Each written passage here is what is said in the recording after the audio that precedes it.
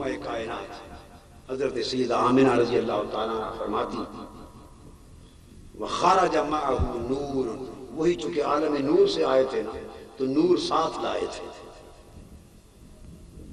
تو ولادت کا وقت آیا تو حضور کے ساتھ پھر نور نکلا، اضاءت لہ قصور الشام واسواقها حتی رأیت اعناق الابل بالحسن۔ فرماتی ہیں کہ ولادت کے وقت ساتھ نور نکلا اور اتنا نور چمکا کہ اس سے ملک شام کے محلات روشن ہو گئے اور گلی کوچے بازار روشن ہو گئے، اور فرماتی ہیں شہر بصرہ میں اونٹ جا رہے تھے، میں نے اونٹوں کی گردنیں بھی دیکھی، وادی مکہ میں گھر میں ولادت مصطفیٰ کے بعد شہر بصرہ میں چلتی پھرتی اونٹنیوں کی گردنیں بھی دیکھی۔ ہائے کرن ہا کرن، زمانہ ہا زمانہ، ہوان وقت کے چہرے پر ان گنت خراشیں ظلم کی، ستم کی، تشدد کی، جہالت کی، کفر کی، شرک کی خراشیں کھینچتی تھی، کفر شرک اور جہالت کے خیمے گاڑے جا چکے تھے، انسانیت کی عزت کی بحالی کا تصور گم ہو چکا تھا، پورا کرۂ ارضی اس کا کریا کریا، شہر شہر، گاؤں گاؤں جبر اور ظلم میں تبدیل ہو چکا تھا، ہر طرف بربریت تھی، وحشت تھی، ظلم تھا، دہشت گردی تھی، انسانیت سوزی تھی، اخلاق کی تباہی تھی، ہر شخص خدا بننے کے فطور اس کے ذہن میں سمائے ہوئے تھے، لوگ اپنے ہاتھوں سے خدا تراشتے تھے، انسانی معاشرہ حیوانی معاشرہ بن چکا تھا، ساری ظلمتیں حیوانی انسانی معاشرے میں آ گئی تھی، اخلاق نام کی کوئی چیز نہ تھی۔ ان حالات میں فاران کی چوٹیوں پر آفتاب رسالت، آفتاب نبوت، آفتاب نورانیت، آفتاب حقیقت، لبادہ بشریت پہن کر تاکہ لوگ برداشت کر سکیں طلوع ہوا، ظلمت شب اپنا رخت سفر باندھ کر چلنے لگی، ہر طرف روشنی ہو گئی، تازہ ہوا کے جھونکے آنے لگے، ایک نئے دور کا آغاز ہونے لگا،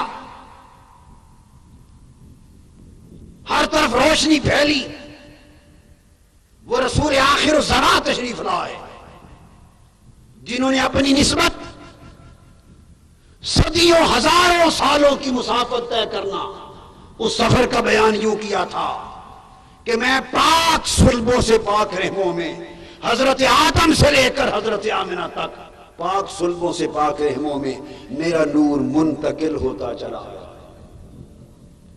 صدیوں ہزاروں سال کی مسافت میں اس نور کے سفر میں کوئی نجاست اور لطافت سے گھٹیا درجے کی کوئی شے لگی نہ تھی۔ وقت ولادت رب کائنات نے ساری دنیا کو کرۂ ارضی کو مکہ نور بنا دیا،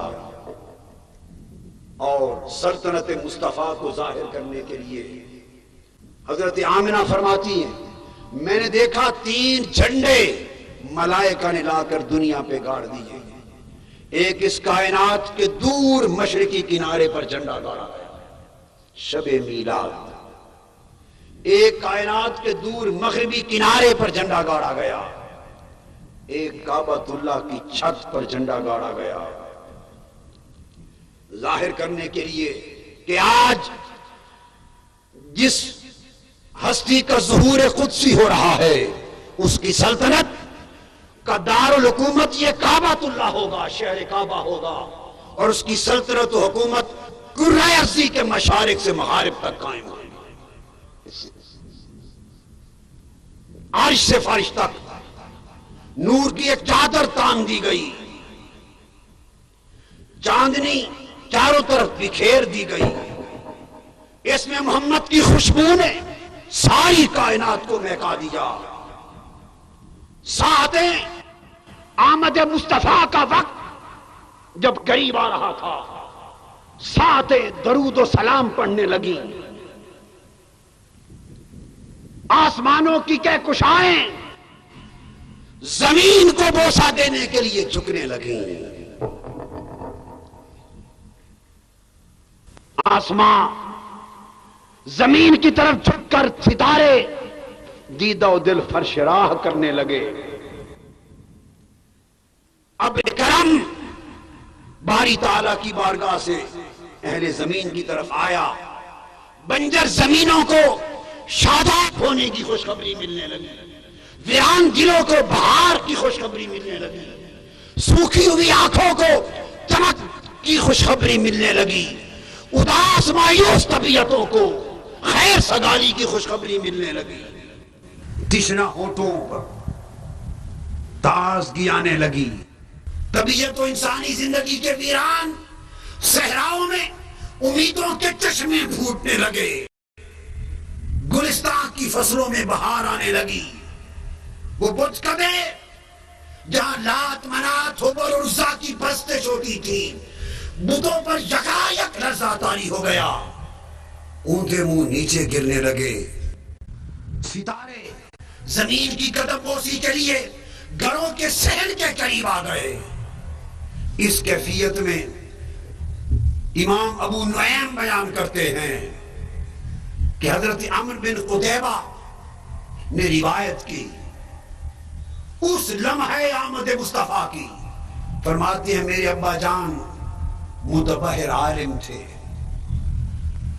انہوں نے بیان کیا کہ حضرت آمنہ کے گھر جب وجود مصطفیٰ کے ظہور ثالث کا وقت آیا، 12 ربیع الاول کی رات جب ولادت کی گھڑی قریب آئی تو اللہ تعالیٰ نے فرشتوں سے فرمایا، فرشتوں تمام آسمانوں اور جنتوں کے دروازے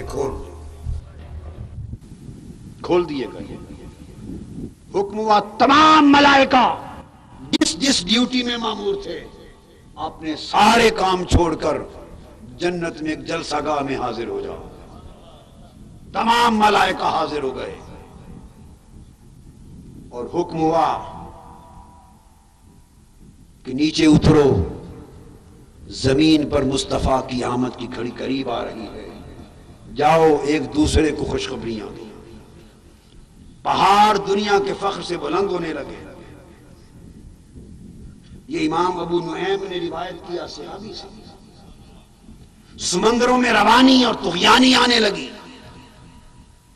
پانیوں کی موجیں اٹھنے لگیں، اہل زمین کی روحیں ایک دوسرے کو بشارت دینے لگیں، فرشتے سارے آزاد اپنی ڈیوٹیوں سے آزاد کر دیے گئے اور تمام شیطانوں کو زنجیروں میں جکڑ کے اس لمحے کے لیے لٹکا دیا گیا۔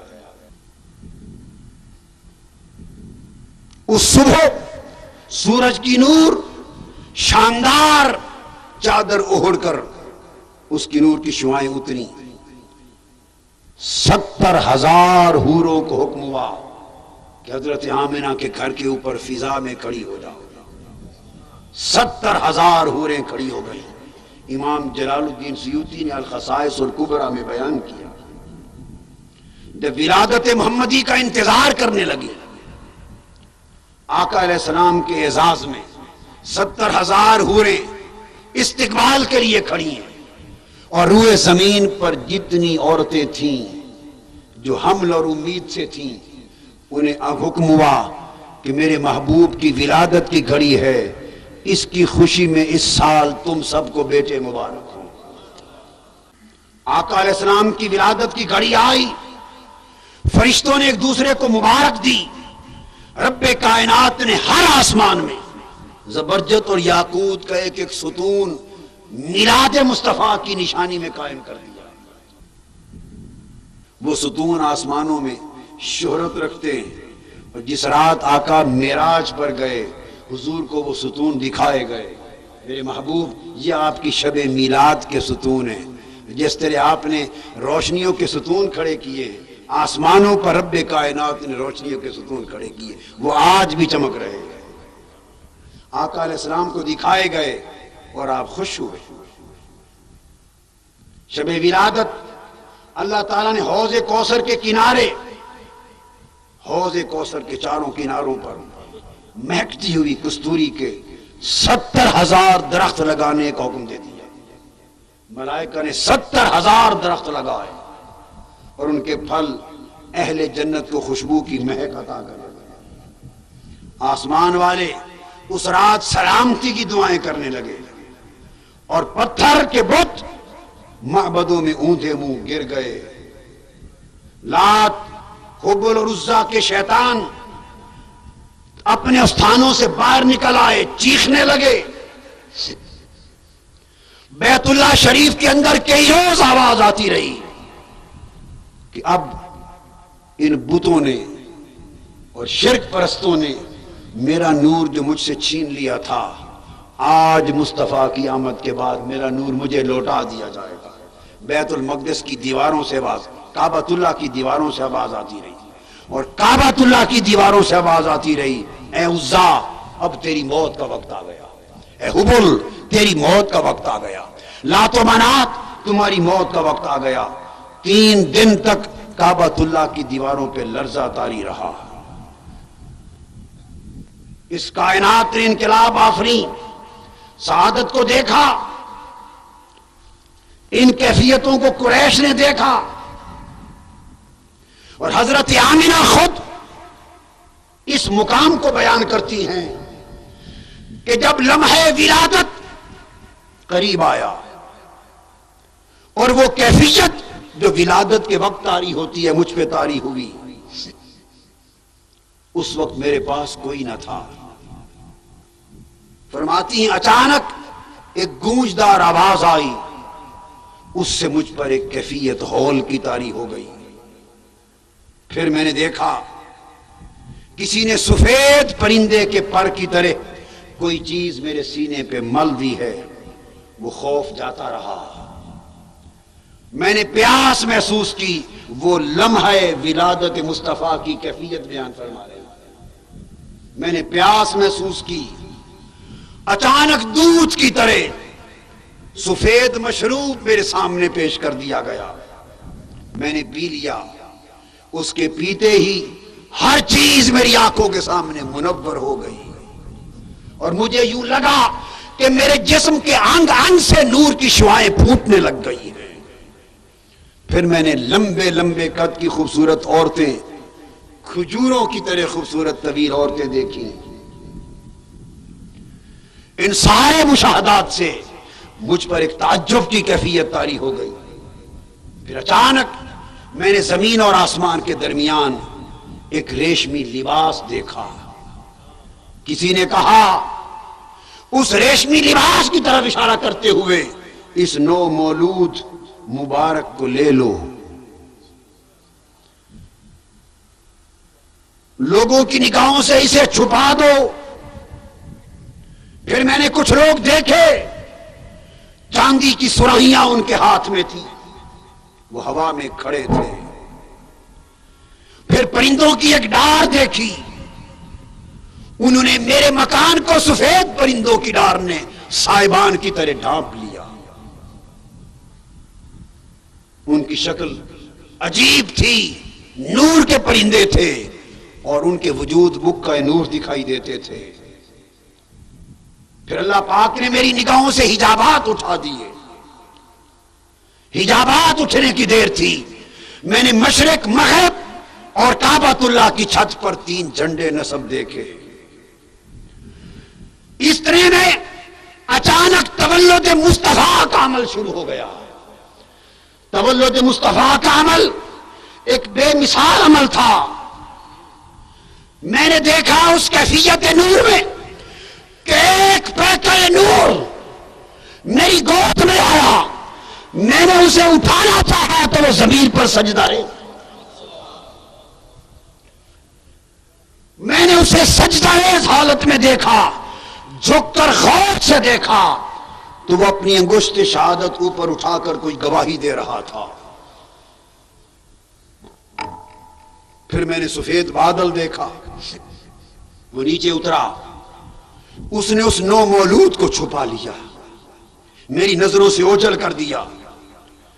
میں نے کسی کی آواز سنی کہ محمد کو صلی اللہ علیہ وسلم مشرق اور مغرب کی سیر کرا لاؤ، سمندروں کی سیر کرا لاؤ، تاکہ کائنات کے سارے لوگ اس ہستی کا نام، اس کی ذات، اس کی صفات، اس کی شانیں، اس کی برکتیں، اس کی رحمتوں کو جان لیں، پہچان لیں.